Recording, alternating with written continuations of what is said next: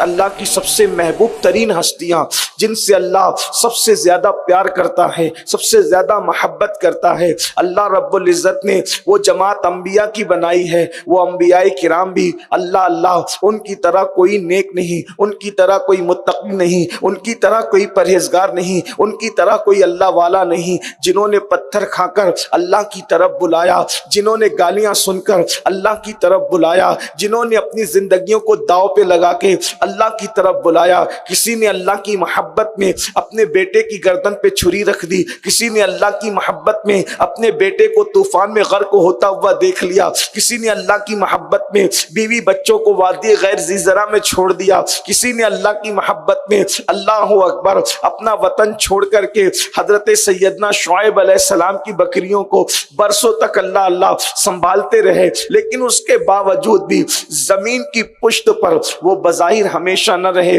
انہیں بھی موت کی لذت کو چکھنا ہوا، انہوں نے بھی موت کی لذت کو چکھا، جیسا کہ ان کا مقام تھا، جیسا کہ ان کا مرتبہ تھا۔ اے خاتون جنت کی کنیزوں، کیا پتا چلا فرعون بھی ہمیشہ نہ رہا، حضرت سیدنا موسیٰ علیہ السلام بھی زمین کی پشت سے تشریف لے گئے، اللہ اکبر، نمرود ہمیشہ نہ رہا، حضرت ابراہیم علیہ السلام بھی بظاہر زمین کی پشت سے تشریف لے گئے۔ کیا پتا چلا ایک دن سب کو جانا ہے، جب محبوب دنیا سے چلے گئے، محبوب لوگ بظاہر دنیا سے چلے گئے تو پھر کون کیا رہ سکتا ہے؟ تو یاد رکھنا، یہ دنیا سے سب کو کوچ کرنا ہے، یہ دنیا سے سب کو رخصت ہونا ہے، یہ دنیا سے سب کو روانہ ہونا ہے، اور اللہ پھر منزل نہیں ہے دنیا انسان کی، مگر اس کے بعد پھر قبر میں جانا ہے، قبر بھی منزل نہیں ہے انسان کی، اسی طرح میدان محشر میں جانا ہے، محشر بھی منزل نہیں ہے انسان کی، انسان کی منزل تو دو میں سے کوئی ایک ہے۔ اللہ اکبر، اللہ نے دو منزلیں بنائی ہے، اخیر میں انسان یا تو جنت میں جائے گا، خوش نصیب ہے وہ انسان جو جنت میں جائے، یا پھر اللہ اکبر کم نصیب انسان یا بد نصیب انسان اللہ اکبر وہ جہنم کے اندر داخل کیے جائیں گے۔ یہی ٹھکانہ ہے، کیا برا ٹھکانہ ہے، جو تنگ ہے، جو تاریک ہے، جس میں اللہ کا عذاب ہے، جس میں سانپ ہے، بچھو ہے، جس میں اللہ اکبر بہرے اور اندھے فرشتے ہیں جو انسان پر مسلط کیے جائیں گے عذاب دینے کے لیے، اور جنت کی نعمتیں کبھی نہ ختم ہونے والی ہیں۔ آپ آئیے، اللہ اکبر، جنت کس کا ٹھکانہ ہے اور جہنم کس کا ٹھکانہ ہے اب آپ کے اوپر ہے، آپ کیا فیصلہ کرتے ہیں اپنے بارے میں۔ اللہ رب العزت نے نہ آپ کو مجبور محض بنایا ہے، اور نہ اللہ رب العزت نے کسی کو مکمل طور پر جو ہے مختار یعنی اختیار دیا ہے، کہ جیسے کہ لوگ کہتے ہیں کہ انسان اپنے اعمال اور افعال خود تخلیق کرتا ہے، ایسا بھی نہیں ہے، اور انسان مجبور محض بھی پتھر کی طرح نہیں ہے۔ تو انسان کو اللہ رب العزت نے اتنا اختیار تو دیا ہے کہ انسان سعی کرے، انسان کوشش کرے، انسان کاوش کرے۔ کیا کوشش کرے انسان؟ اگر تم نیک عمل کرو گے، ایمان لانے کے بعد اگر تم نیک عمل کرو گے تو تمہارا ٹھکانہ جنت ہے، اور اگر تم نے پاپ کیا، تم نے جرائم کیے، تم نے گناہ کیے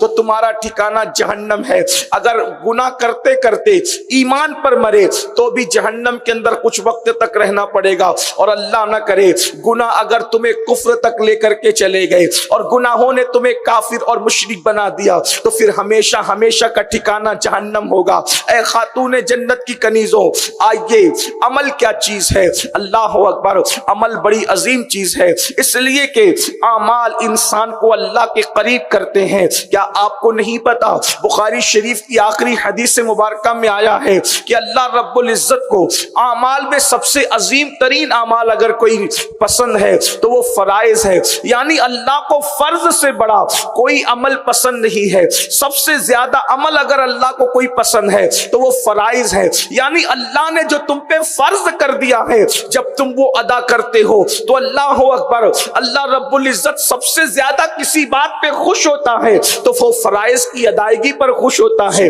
آئیے، اب ہم پر کیا کیا فرض ہے؟ مثال کے طور پر ایمان کے بعد ہم پر جو چیز فرض کی گئی ہے وہ نماز ہے۔ نماز ہم پر 5 وقت کی فرض ہے، اللہ اکبر۔ اور یاد رکھنا، اللہ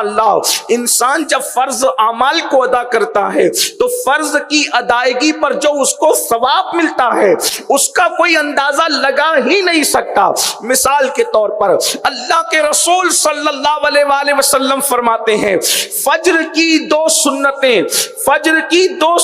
ایک پلڑے میں رکھی جائیں اور دنیا کی ساری نعمتیں ایک پلڑے میں رکھی جائے تو فجر کی دو سنتوں کے برابر دنیا کی ساری نعمت نہیں ہو سکتی۔ اب آپ مجھے بتائیں، جب دو سنت کا یہ مقام ہے کہ پوری دنیا کی دولت، پوری دنیا کی عزت، پوری دنیا کی شہرت، پوری دنیا کی نعمت ایک پلڑے میں ہو اور فجر کی 2 رکعت ایک پلڑے میں ہو سنت، تو اس کا مرتبہ بھاری ہے۔ تو جب سنت کا یہ مقام ہے تو فرض کا کیا مقام ہوگا، فرض کا مرتبہ کیا ہوگا؟ اس لیے